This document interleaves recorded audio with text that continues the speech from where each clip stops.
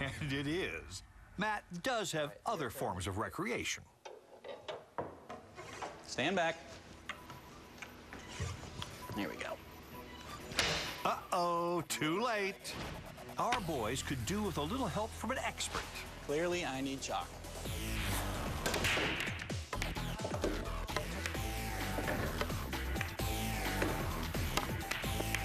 Welcome, Liz Ford, twice named the Pro-Am Female Player of the Year. Liz has promised to show us moves we'd never be able to make, and we'll show them back in ways she's never before seen, the time warp way. Matt's high-speed cameras recorded Liz's shots at 170 times slower than normal speed. First, the break.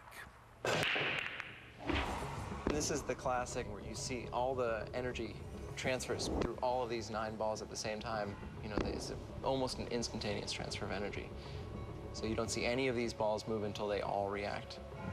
And it's cool, too, that the one ball, which you're hitting head-on forward, has so much internal dealings with the other balls that it actually immediately moves toward the cue.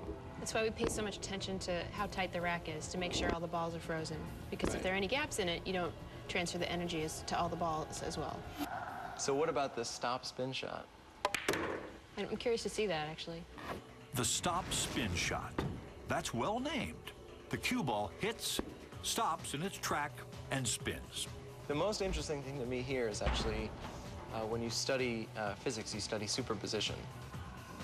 So you are putting a lot of forward momentum in, but you're also putting a lot of spin, right? These balls are the same mass, so that forward momentum gets transferred into moving the other one forward. Right. But that spin is all that's left.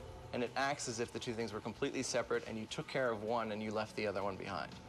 And there's I've never seen a better demonstration of how those components separate out. Now, spin has a purpose. No, we're not talking about post-presidential debate spin. Let's stick with a game we actually enjoyed watching. Ideally, I would not want there to be spin. I would be hoping I was hitting the center of the ball. But sometimes, you know, you hit a little right or left to where you want it to go. But a lot of times you use that to maneuver around the table. Now, how about a spin shot in reverse? What Liz calls a backspin shot. So what's going to happen, I'm going to hit low on the cue ball, make the 7, draw the cue ball back. Okay, so you're giving it a spin that's opposite to the way it would normally roll. It's going to be sliding along the cloth while spinning backwards. Very nice. Time warped at 2,000 frames per second, it looks even nicer.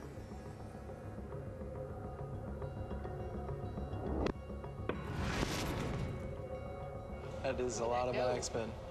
Oh, wow. Just hangs there. That's cool. You definitely get a full I wonder how many rotation times it just spins there. Well, Can you slow it down? Can you slow it down and show me? Can I slow it down?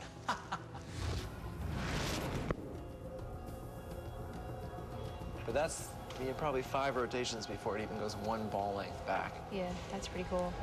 It's weird as a player, you have a sense that it's just kind of floating there and stopping before the spin grabs, but I guess I never would have thought that it was spinning in place. Liz has one more trick on the tip of her cue. What's going to happen, the force of the hit is going to send the cue ball this way. There's going to be some backspin on the ball, which is going to slow it down. And then there's going to be some right-hand spin, which once it's moving slow enough is going to grab and take it back into the 9. Amazing. Wow.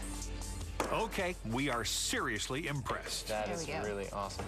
I'm curious to see what happens. At any speed, this is an incredible shot. So you can see it really does deflect to the side. Oh, I'm barely missing that ball. That's a great close shot. Wow, we gotta back that up. There's a lot going on. Wow. Look how close I came to that ball. It's on purpose, right? That's pretty good. How good is that? Yeah, that's a strategy. So it looks like Billiards 101 class is about to let out, but not before putting a wager on the table.